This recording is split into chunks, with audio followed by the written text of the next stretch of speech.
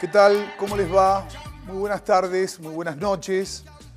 Bienvenidos nuevamente a Laburantes. Después de un breve receso nos tomamos una semana precisamente en el Día del Trabajador. Pero bueno, aquí estamos para acompañarlos con toda la actualidad del ámbito productivo, del ámbito gremial de nuestra región. En unas semanas, por cierto, muy cargadas de información que es enormemente sensible para todos los trabajadores y trabajadoras de la República Argentina, que minuto a minuto, la semana pasada, veían cómo, en definitiva, el poder de compra de sus salarios se iba disolviendo, se iba diluyendo. Bueno, cosas que pasan en la Argentina actual, una Argentina que se dispone a discutir un nuevo reglamento un nuevo reglamento laboral. De eso se habla cuando se habla de la ley de reforma laboral. Hoy les vamos a estar enfocando precisamente a ese punto entre tantos otros, y que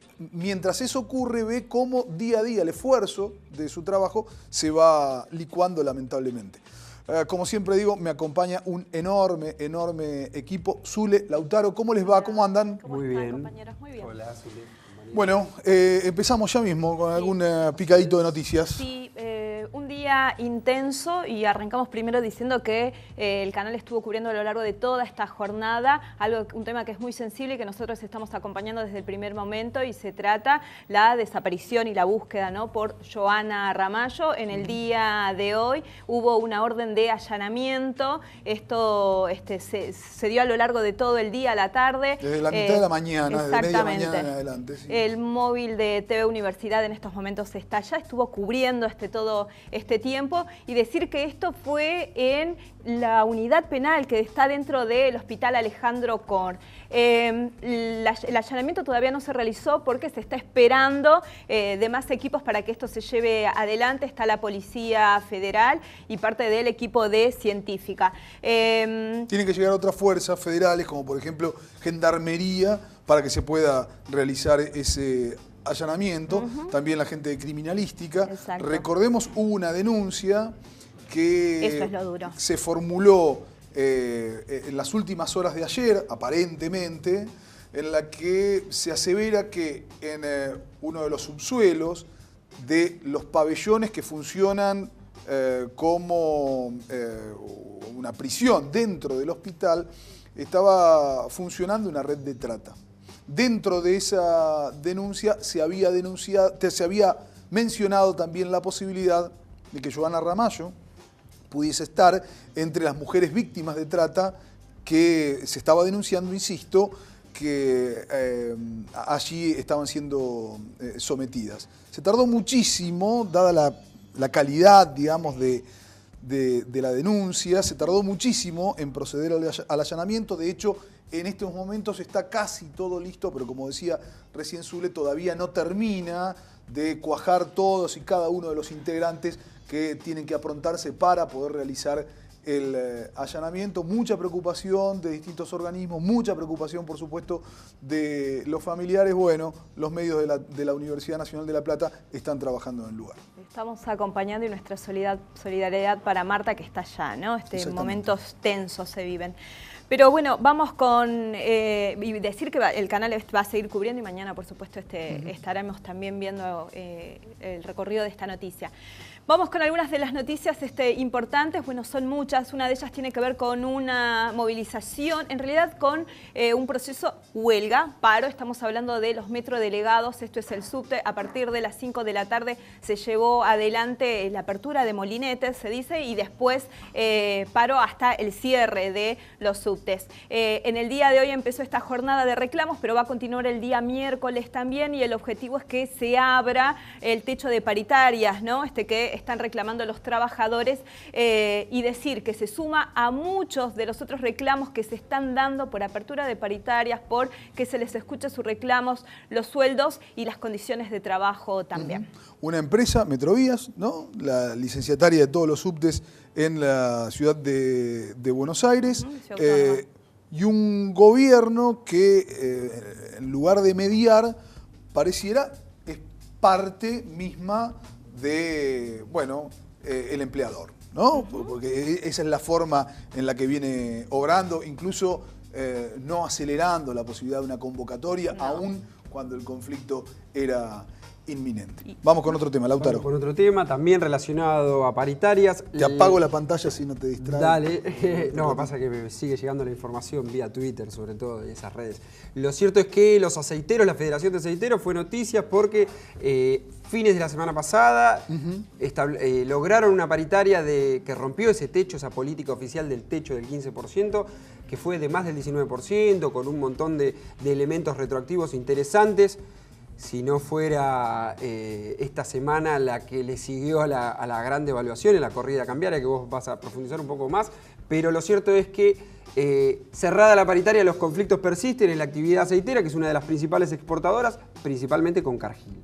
Hubo 33 despidos y se amenaza con una huelga, una paralización de las exportaciones que, digo yo, si fuera funcionario del Ministerio de Trabajo de la Nación, lo pensaría seriamente si expondría a mi gobierno a un paro de actividades que implicaría el ingreso de divisa, un ingreso legítimo que en este momento es lluvia, digamos. Es lluvia cuando hay sequía, porque los únicos dólares que están entrando son vía endeudamiento, cada vez las tasas de interés más altas, el campo no está exportando y el aceite, que es un producto con valor agregado, bueno, corre riesgo de estar involucrado en un conflicto industrial que pone, digo yo, al sindicato y a los trabajadores en una posición más de fuerza. Sí, ¿no? Uno de los pocos productos que el campo argentino puede exportar con valor agregado, porque la verdad es que la gran mayoría de las exportaciones de ese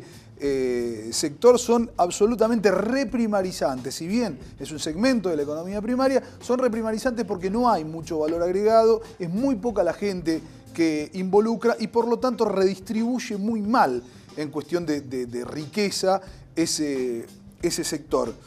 En un ratito les voy a contar, se ven blancos los campos en alguna de la región más rica.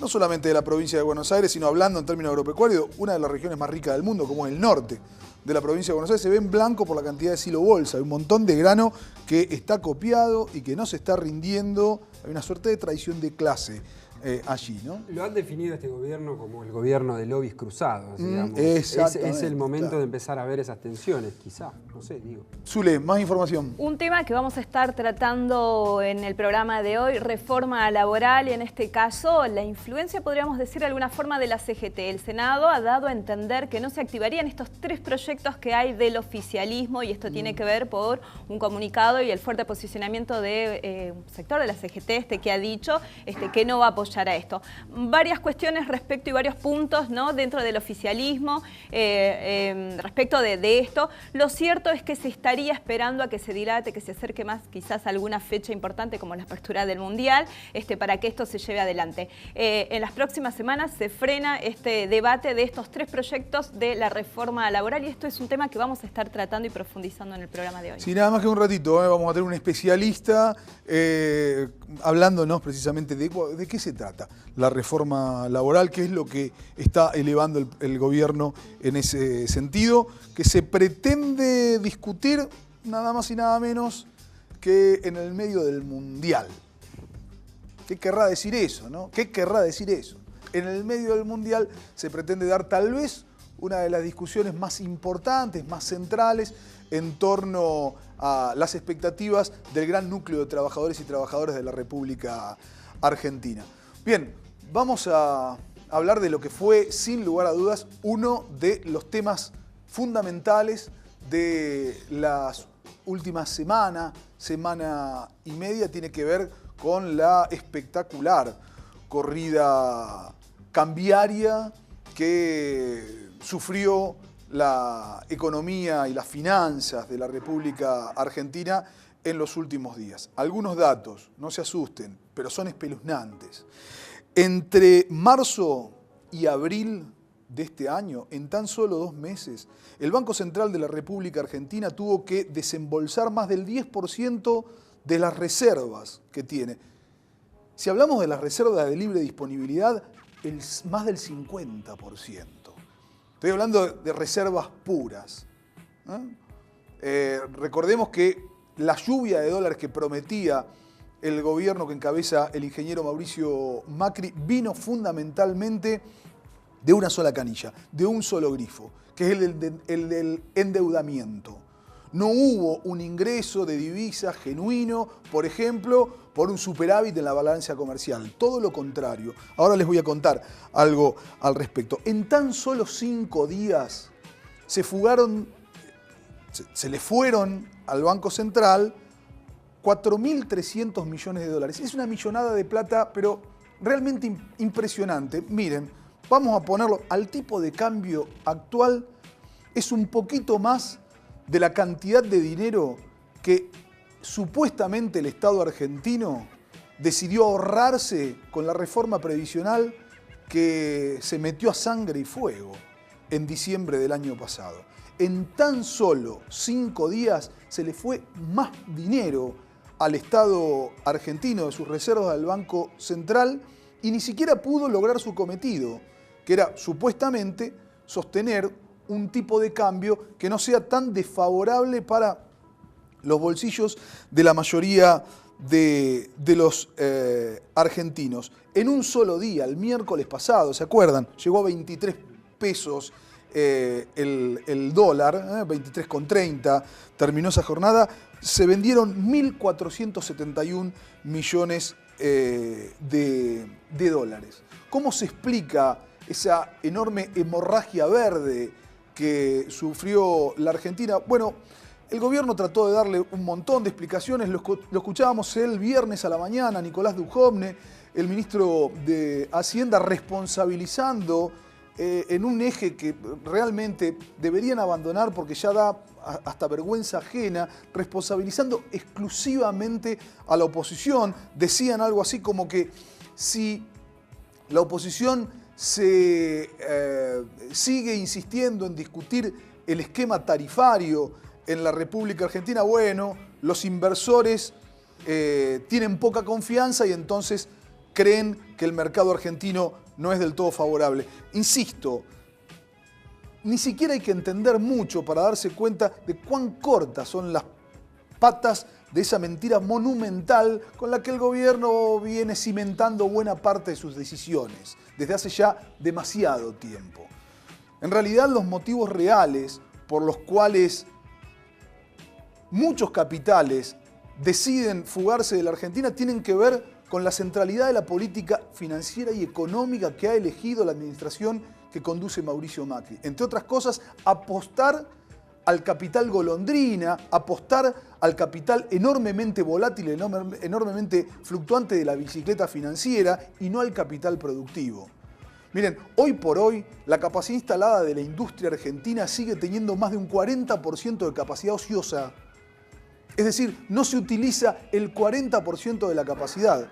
Eso da como resultado, entre otras cosas, que la Argentina está importando mucho más productos de los que se consumen habitualmente que los que está exportando. Por eso, el año pasado, la República Argentina tuvo niveles récords de déficit comercial. Es mucho más lo que la Argentina compró que lo que la Argentina pudo vender, pero muchísimo más, fue récord. Y lo que es peor, y tal vez más alarmante, es que en el primer trimestre de este año, la Argentina ya acumula un déficit comercial de más de 2.500 millones de dólares. Esto es más del doble de lo que en el mismo periodo había acumulado en el año pasado, que como les acabo de decir, fue récord. Es una situación peligrosa la que está atravesando hoy por hoy la Argentina. Y además, también es lícito decir que este gobierno, integrado según su propia definición, por el mejor equipo económico de los últimos 50 años, que venía a poner a la Argentina en el mundo, la ha puesto en el mundo, pero precisamente muy endeble ante cualquier soplido. Lo de la semana pasada fue un soplido, lo de la semana anterior mucho más. Fue un soplido que, es cierto, atravesó a varias naciones en el mundo, pero no hubo ninguna nación que haya depreciado su moneda nacional en más del 9% como le pasó a la República Argentina. te lo quiero decir claro, tenés que entenderlo y tenés que entenderlo en defensa propia. El dólar no sube. Lo que se deprecia es lo que vos ganás a cambio de tu esfuerzo. No sube el dólar. Sube en relación al peso que vos con mucho esfuerzo lográs meter todas las noches, o una vez al mes, o una vez por quincena, en tu bolsillo, que es el que paga la educación, la salud, la vida digna de tu familia. Eso es lo que se deprecia. No se revalúa el dólar, se deprecia tu salario, se deprecia tu ingreso. Ese que ganás, ya sea con un salario formal, ya sea tratando de ganarte la vida vendiendo algo en la calle, amasando pan bien temprano a la madrugada para ir a venderlo en el desayuno de los miles y miles que trabajan en ministerios, por ejemplo, en nuestra ciudad. Eso es lo que se deprecia. Porque en definitiva, un jubilado que ganaba la mínima en diciembre de 2015 ganaba alrededor de $677. Hoy, con el actual valor del dólar, con la actual depreciación del peso respecto a esa moneda, al dólar, gana menos de $373. Eso es lo que le han venido a hacer a los jubilados y a los asalariados en la República Argentina, a demoler la capacidad de compra de sus salarios. Insisto, es hora que lo empecemos a observar como un problema propio y que empecemos a actuar en defensa propia. Esto es Laburantes.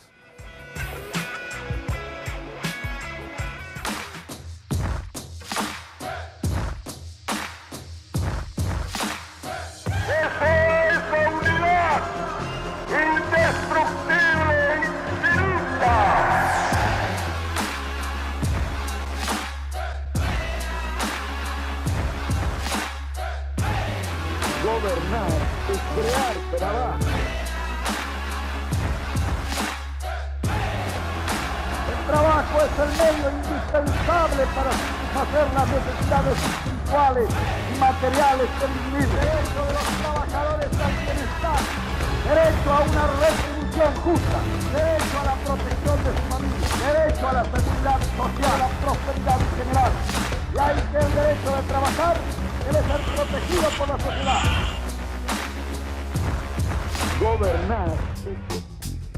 Bien, como todos los lunes hasta las 20, estamos en Laburantes aquí por la televisión universitaria. Y ya mismo tenemos un programa con un montón de cosas. Ya mismo nos metemos con algunas de ellas. Así es. Y bueno, esta situación macroeconómica, producto de la fuga de divisas, el déficit comercial, tiene un correlato en la administración del Estado, que es el ajuste fiscal. Eso se repercute en los servicios más esenciales como es la salud, y la semana pasada las cámaras de laburantes estuvieron en el Hospital San Martín, el hospital intersonal general muy grande, con los médicos que nos estaban comentando cuáles son los principales problemas que tienen, que son más viejos que el sol. Lo vemos ahora mismo.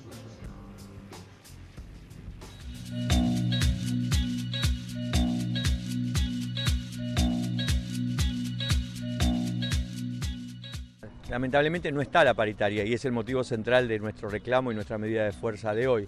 El gobierno, luego de 4 meses transcurridos en el año, no ha hecho la convocatoria pese a todos los compromisos que ha asumido, y eso sume a nuestros hospitales y centros de salud, y en particular a trabajadores y pacientes, en una situación muy problemática. No tenemos condiciones para brindar una prestación de salud de calidad en un contexto en donde tenemos gravísimas dificultades para conseguir personal, tenemos grandes dificultades de insumos, de infraestructura, de violencia. Eso se puso de manifiesto con la última tormenta, que nos obligó al cierre del área de maternidad, a redistribuir a los pacientes, a las mamás y a los niños recién nacidos en otros hospitales, en otras áreas de nuestro propio hospital, algo que no tiene que suceder nunca, y que se suma una seguidilla de problemas que tenemos en cada tormenta, en cada corte de luz, que pone en evidencia la desinversión que hay en salud pública, la falta de presupuesto, que sumado a los bajos salarios está poniendo al sistema público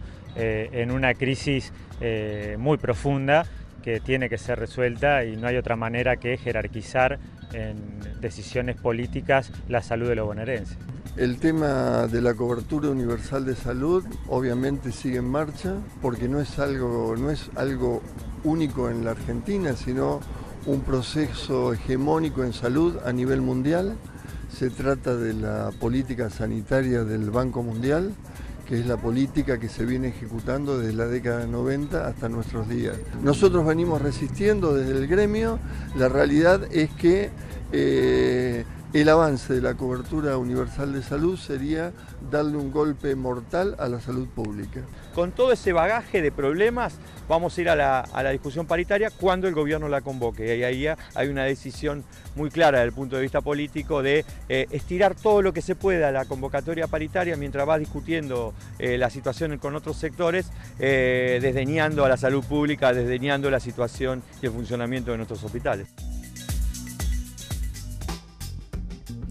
Bueno, frente al ajuste, organización, eso es lo que en definitiva estaban diciendo los trabajadores de la salud en este informe que recién veíamos, ¿no? Han pasado cosas terribles en el ámbito de la salud, han tenido que operar el viernes con la luz cortada, ¿no? Y en el hospital de niños, además. Digamos, había pasado en el Rossi en 2 oportunidades y ahora pasó en el hospital de niños. El viernes en el hospital de niños están los videos circulando en las redes, operando los médicos a chicos con la luz del celular, con la aplicación esa que todos tenemos. La linterna. Sí, una situación calamitosa, la verdad. Increíble. No hay generadores. Sí. El jueves, paro y movilización de los trabajadores de la SICOP, movilización el 10 de mayo a la Casa de la Provincia de Buenos Aires y se suman trabajadores de ATE y AJB. Bien. Judiciales. Insisto, frente al ajuste de organización, eso pareciera ser lo que dicen hoy por hoy los gremios. El jueves de la semana pasada se presentó el Frente Gremial Regional, La Plata, Berisso, Ensenada, Bransen. En un ratito vamos a estar con 2 de los responsables de llevar esa idea adelante, aquí sentados con nosotros en el estudio y charlando en profundidad. Nada más que en instantes Ramón Garaza del SUPE y Cristian Bander de Telefónicos van a estar conversando con nosotros. Un breve corte, ya volvemos.